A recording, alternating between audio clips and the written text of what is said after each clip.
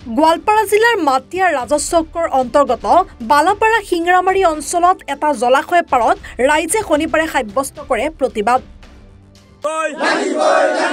খাস মাটি উদ্ধাৰ কৰিব লাগিবই, খাস মাটিত ব্যক্তিগত সন্তৰপ নচলিব, খাস মাটিত ব্যক্তিগত সন্তৰপ নচলিব, খাস মাটি লাগিবই। অভিযোগ অনুসৰি চৰকাৰী মাটিৰ উক্ত জলাশয়ত ক্ৰমে আইনাল হক, ৰহমান আলী, হুকুম আলী, আক্কেৰ আলী কৰি কেইবাগৰাকীও লোকে কেইবা বছৰ ধৰি কৰি আহিছে অবৈধ বেদখল। ৰাইজে জলাশয়ৰ পানী ব্যৱহাৰ কৰিয়ে বেদখলকাৰীয়ে দিয়ে তৰ্জন গৰ্জনৰ উপৰিও দাবী হুমুকি। উল্লেখ্য যে মাটিয়া আৰক্ষী থানাত প্ৰায় ৩ বছৰ পূৰ্বে বেদখলকাৰীয়ে চৰকাৰী মাটি বেদখল নকৰাৰ লিখিত প্ৰতিশ্ৰুতি দিছিল। সেয়ে বেদখলকাৰীক উচ্ছেদ কৰাৰ ক্ষেত্ৰত প্ৰশাসনৰ হস্তক্ষেপ বিচাৰি সাব্যস্ত কৰে উত্তাল প্ৰতিবাদ। শীঘ্ৰে চৰকাৰী জলাশয়টো বেদখলকাৰী কবলৰ পৰা উদ্ধাৰ কৰি ৰাইজৰ ব্যৱহাৰৰ বাবে মুকলাই দিয়াৰ দাবী প্ৰতিবাদকাৰী ৰাইজৰ।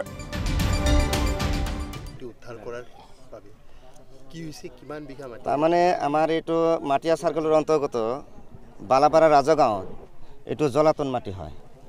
ইয়াতে আমি জন্মৰ পৰাই গম পাই আছোঁ যে ইয়াতে গৰু, ছাগলী, হাঁহ এইবিলাক পানী খাব আৰু হাঁহ ছাগলী পালন কৰে। ইতিমধ্যে মাছ আমি ৰাইজে মাছ মাৰি খাৱাৰ কাৰণে এইটো গভৰ্ণমেণ্টে ৰাইজক দিছে। কিন্তু এইটো ধৰক এইটো মাটি আজিত নহয়, 1960 চনত যেতিয়া জৰীপ হৈ যায় সেই জৰীপৰ সময়ৰ পৰা এই মাটিটো জলাতন বুলি চিনাক্তকৰণ কৰি মানে বিভাগীয় কৰ্তৃপক্ষৰ পৰা আমাক জনাইছে আৰু আমি জানো। আজি বহুদিনৰ পৰা মানে কিছুমান মানে বেদখলকাৰীয়ে বেদখল কৰি খাই থকা অৱস্থাত বিগত 2-3 বছৰ মানে যোৱা 2-3 বছৰ আগত আমি ৰাইজে ইটোৰ হৈ মানে মাটিয়া থানাত আৰক্ষী থানাত কেছ কৰিছিলোঁ। কেছ কৰাৰ পিছত তেওঁলোকে কৈছে যে এইটো মাটি আমি এৰি দিম। তাতে চুক্তিপত্ৰ হ'ল থানাত। চুক্তিপত্ৰ হোৱাৰ পিছতে কিছুদিন পিছত আৰু কৰিল কি মানে আইনাল হক, পিতা মতলেব, ইপিনে ধৰক হুকুম আলী আৰু ইপিনে সবৰ আলী, আকাশে ঘৰ বান্ধি আছে সেইটো মাটি জলাতন মাটিতে। নহয়, এই মানুহখিনি চিংৰামাৰীৰ আছে, চুতাৰপাৰাৰ আছে, চুতাৰপাৰা নদীৰ পাৰৰ আছে, গৰুপৰা টাৰীৰ আছে, তেনেকুৱা ধৰণৰ মানে আৰু কেইবাজনো আছে।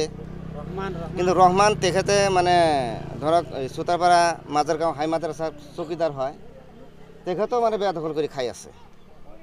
কিন্তু আমি বিভাগীয় কৰ্তৃপক্ষ জনোৱাৰ পিছতে মানে মাটিয়া থানাত কেছ কৰাৰ পিছত তেওঁলোকে যে চুক্তি দিয়া আহিল যে আমি এইটো মাটি তাৰ ভৱিষ্যত নানামো আৰু খেতি বাতি নকৰোঁ। ইতিমধ্যে আজি দেখা গৈছে বৰ্তমান মানে কিছুগিলা মানুহে মানে খাল খান্দি তাতে মাছ মাৰিয়াৰ ব্যৱস্থা কৰি আছে, তেওঁলোকৰ দখলত ল'বৰ কাৰণে চেষ্টা চলাই আছে। কৰাইছিলোঁ, তাৰপিছত আমি ৰাইজে বহিছিলোঁ, থানাত এইবিলাক কেছ মামলা হৈ গৈছিল, তাতে মীমাংসাও কৰি দিয়া হৈছিল, তাতে বঞ্চই কৰা আছিল। তেওঁলোকে আহিবা নহয়, তেওঁলোকে এৰি দিব, আমাৰ ৰাইজৰ ফালেই থাকিব। কিন্তু তেওঁলোকে আমাৰ ৰাইজৰ লগত বেইমানিটো কৰিছে, সেইটো তেওঁলোকে মান্তি হোৱা নাই। তো এতিয়া আমাৰ অনুৰোধ যে সেই আইনৰ ফালৰ পৰা আমাক যাতে সহায় কৰে। মই এইখিনিয়ে। নগৰবেৰাৰ পৰা বাহাৰুল ইছলামৰ ৰিপৰ্ট, এনি ভাৰত 24।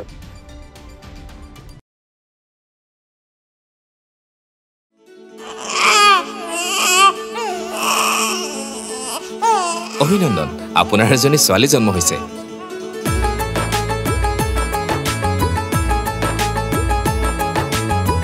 লাহি পাহি এজনী পৰি